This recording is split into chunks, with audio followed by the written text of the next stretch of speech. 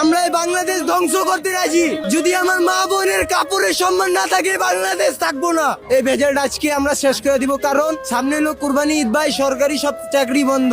সরকারি চাকরি বন্ধ হয়ে গেলে সবাই যাইবো ঘুমায়া, কালকে আর এই কথাটা মনে থাকবো না ভাই। যদি সরকার না পারে ভাই, আমরা জনগণে আমরা পারবো ইনশাআল্লাহ, কারণ আমাদের রক্ত মুসলমানের রক্ত ভাই, ঠিক আছে। সরকার যদি না পারে তাহলে সরকারের বুঝ সরকার দেবে, আমাদের বুঝ আমরা ঠিকই দেব।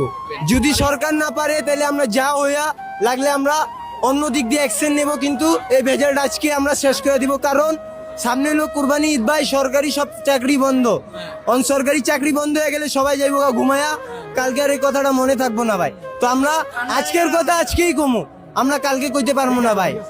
আজকে লাগলে অপায় বাজে লাগলে 4টা রাত 10টার দিকে আমরা এই বিচারটা করবো, কিন্তু আজকে করবোই ভাই। আপনাদের দাবি যদি না মেনে নেওয়া হয় কি করবেন?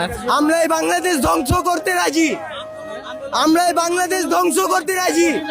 যদি আমার মা বোনের কাপড়ের সম্মান না থাকে বাংলাদেশ থাকবো না।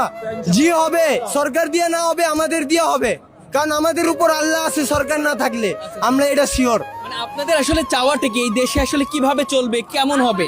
এই দেশটা সবকিছু পরিবর্তনে চলে, ঠিক আছে। কেউ কার চোখাচোখি না দেহে, ঠিক আছে। কেউ কার পাশা কানি কথা না কয়, সব সবার মতো চলে, সবাই সবার মতো এনজয় করুক।